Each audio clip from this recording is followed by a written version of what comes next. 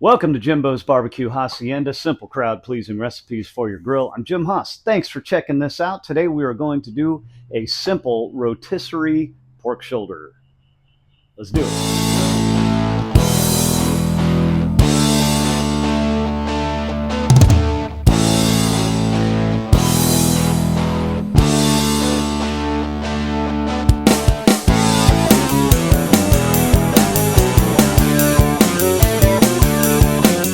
All right, so what are we going to need for this? We're going to use a pork shoulder. I'm going to use about a 4.5 pounder.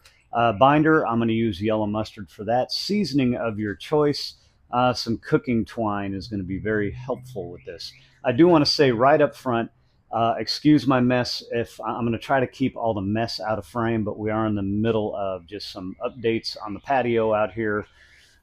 So my gas grill is out of commish at the moment, doing some upgrades with a new barbecue island and what have you. So I am going to do this with a charcoal grill. I'm using a Blaze Kamado grill with the optional charcoal basket. So I'm going to have that rear indirect heat coming in. So preferably, if you're doing this on a gas grill, it'll apply to, pretty much any grill. You want to have preferably that rear rotisserie burner. You can certainly, if your heat source is directly under whatever it is you are rotisserieing, is that a word? I don't know. That'll work just fine too. Simple recipe. And here we go. We're also going to try to stay ahead of the weather. So it's me versus Mother Nature versus pork shoulder. Here we go. Normally when rotisserie a pork shoulder, I'm looking at 30 minutes per pound. That being said, I'm usually using my gas grill, which has a infrared rear burner, which is a very directional, intense heat. Because I'm doing this with charcoal, I am going to assume my cook time is going to take a little longer. Normally, something this size would take me about 2.5, 3 hours. I'm kind of planning more for 4.5 hours, maybe even longer. We'll see.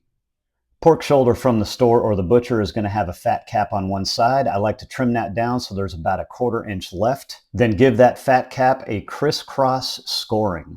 You want to use some cooking twine to tighten everything up.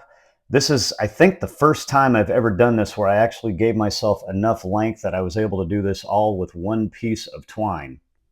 Basically wrap it around the pork shoulder every 1 to 2 inches, kind of looping it through on itself, flip it over, do the same thing on the other side. There really are no rules. You just want to make sure everything is held in nice and tight. Yellow mustard has become my go-to binder for poultry or pork. Its acidic nature helps to tenderize meat during the cooking process and will burn off completely, leaving behind no mustardy aftertaste. Any seasoning will adhere nicely to the mustard as well. Coat the pork shoulder thoroughly and apply seasoning or rub of your choice. For this cook, I'm using a Beasley's Smokehouse Pork Rub. Generously cover all sides of the pork with the seasoning and let it set up for about 15 or 20 minutes and really let that seasoning adhere to the pork shoulder. Time to get this thing on the rotisserie rod. With the rotisserie fork secured on one side of the rod, slowly work it through the center of the meat, being very careful as the points of the forks are very sharp, and the end of the rod may suddenly poke through the other side of the meat without warning. Try to center the meat on the rod as much as possible. Then secure the rotisserie fork on the other side of the rod.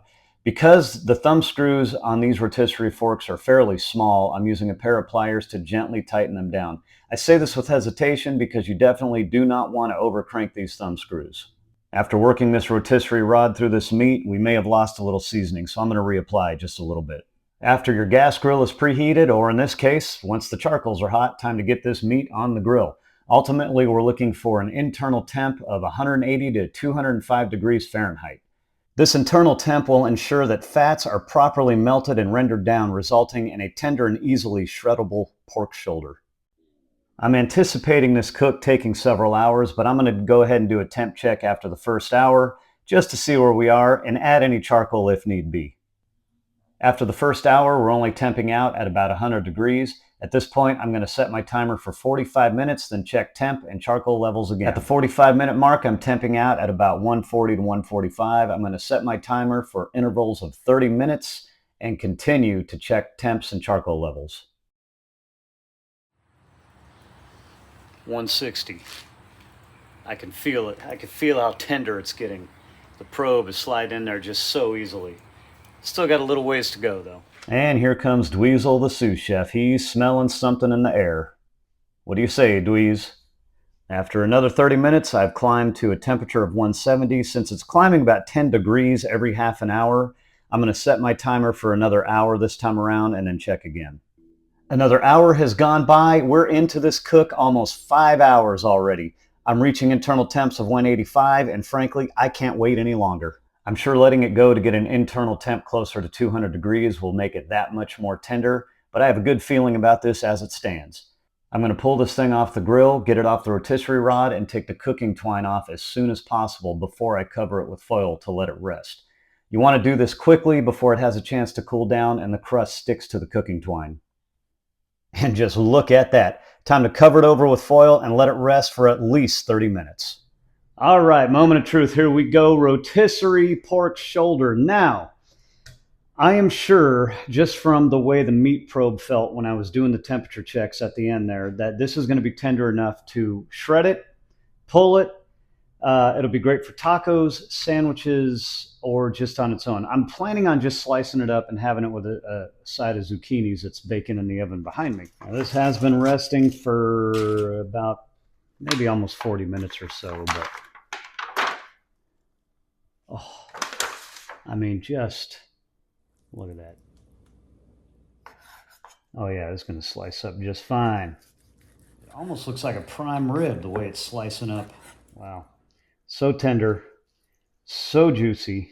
Let's just get one of these end pieces right now because I can't wait. Come on now. I don't even know how to describe this. It is so juicy and tender. I truly don't know how to describe this. This is just, it's just really good. And I do want to try something just with one of these slices. Just going to come in with the forks. Look at that. Shreds up pretty good, so you could do this in a pulled pork sandwich, some shredded pork tacos. Shreds up real easy. Yeah, I really don't know how to describe it. There's almost a sweetness to it, but it's not quite a sweetness. It's, if I was blindfolded, I could not have told you that this was pork. It almost is like a very tender prime rib roast. I'm telling you, it's just that good and tender. All right, I'm over here now. I was really struggling on how to describe how the flavor of this pork shoulder. Buttery, tender, buttery inside with a sweetness around the crust with that seasoning. It's got some brown sugar in that seasoning I use. That's what it is. Okay. I had finished the video. I had edited it down. I was starting to finally enjoy the meal, and it hit me. Buttery, that's what it is. So I had to jump in and do a quick edit. So there you go. Life is short. Eat well and enjoy yourselves. Always listen to good music. Jimbo's Barbecue Haasienda. I'm Jim Haas. Thanks for hanging out. Subscribe to the channel. We'll see you next time. Cheers.